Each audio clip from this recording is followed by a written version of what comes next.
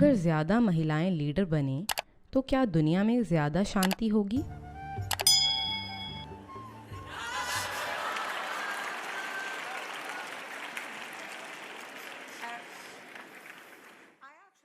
मैं वाकई सोचती हूँ कि आज महिलाओं के पास एक बड़ी जिम्मेदारी है, सफलता को परिभाषित करने की और काम को परिभाषित करने की, क्योंकि आज दुनिया जैसी है वह पुरुषों द्वारा बनाई गई है और ये कारगर नहीं रहा है।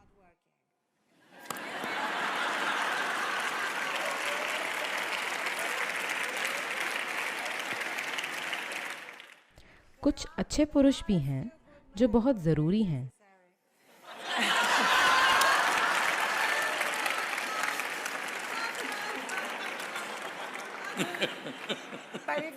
पर जो पहली महिला क्रांति थी, उसके बाद से महिलाएं वोट दे पा रही हैं।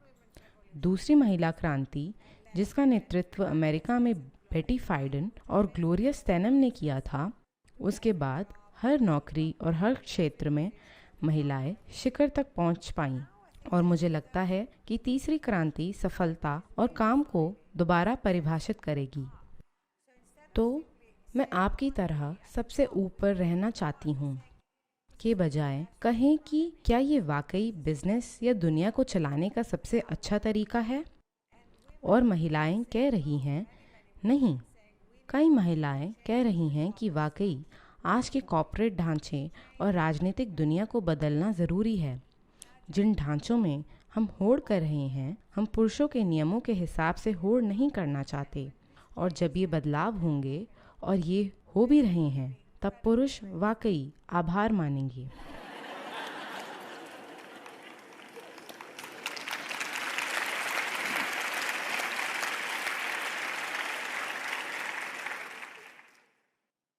जीवन ऐसे बना है कि जिस प्रकृति में हम जीते हैं उसमें पुरुष प्रकृति और स्त्री प्रकृति है।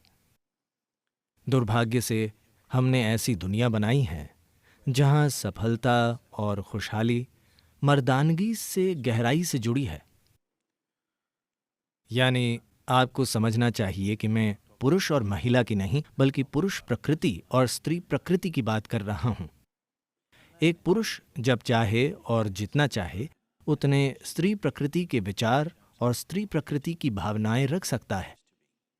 एक स्त्री भी पुरुष की तरह पुरुष प्रकृति के विचार और पुरुष प्रकृति की भावनाएं रख सकती है, अगर स्थिति की मांग हो या ऐसे काम की जरूरत हो तो।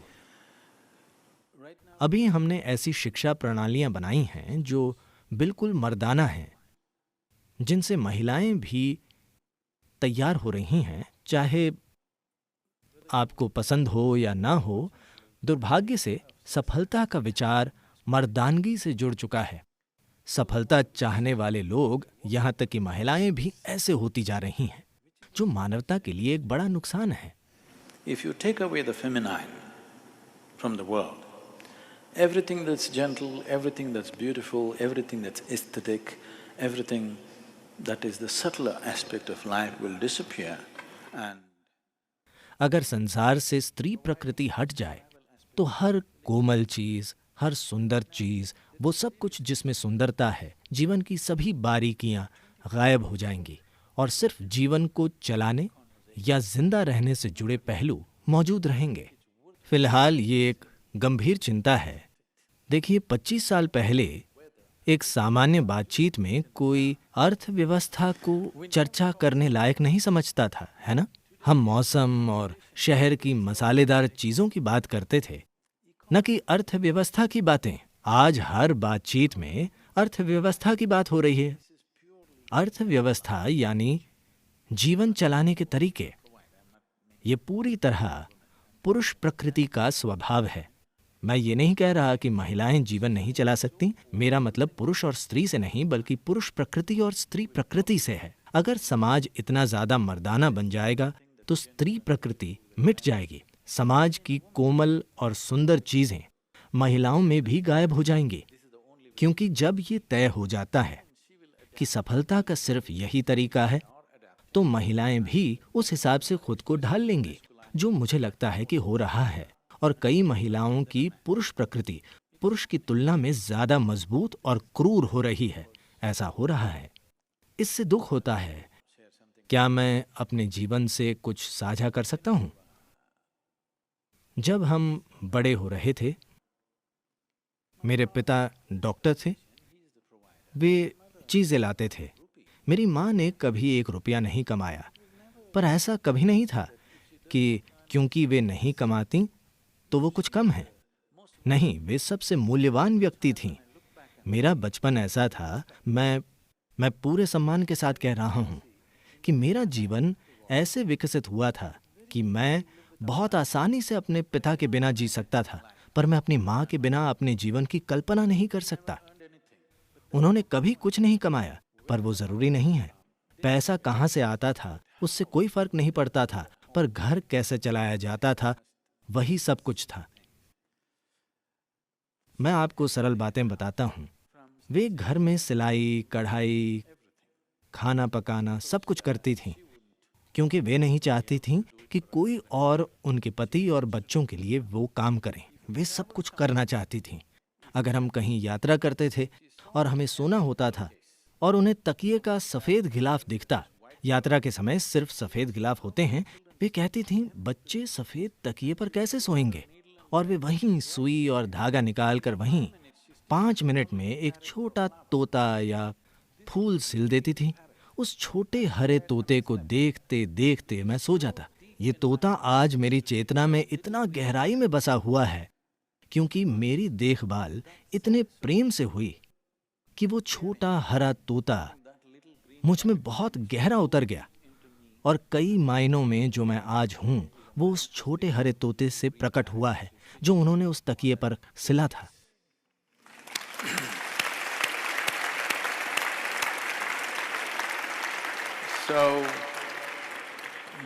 यही स्त्री प्रकृति है। मैं ये नहीं कह रहा कि सभी सिलाई करें, मैं ये कह रहा हूं वो भावना, स्त्री प्रकृति की भावना, और वो जरूरी है। योग विज्ञान में आजकल ज्यादातर हठ योग शब्द का अर्थ जाने बिना उसका हर जगह इस्तेमाल हो रहा है। हठ का अर्थ है, ह का अर्थ है सूर्य, ठ का अर्थ है चंद्रमा, यानी अपने अंदर पुरुष और स्त्री प्रकृतियों को संतुलित करना। जब ये दोनों चीजें आप में ठीक से संतुलित हों, तभी आप एक पूर्ण इंसान हैं, नहीं तो आप एक तरफा इंसान हैं। आदि योगी जिन्होंने योग की शुरुआत की थी, मुझे पता है कैलिफोर्निया में आपको लगता है मैडोना ने की थी। आदि योगी को पुरुष का परम प्रतीक माना जाता है, पर उनका प्रतीक ऐसा है कि सभी चित्रों में वे आधे महिला हैं और आधे पुरुष। वे परम पुरुष हैं पर आधे महिला हैं और आधे पुरुष, क्योंकि एक सच्चे इंसान में पुरुष प्रकृति और स्त्री प्रकृति में संतुलन होता है। और मैं समझ नहीं पाता कि ऑफिस में ये कोई मुद्दा क्यों होना चाहिए। हमेशा किसी को पुरुष या महिला के रूप में देखने की क्या जरूरत है? आप उन्हें सिर्फ एक इंसान या एक जीव के रूप में देख सकते हैं।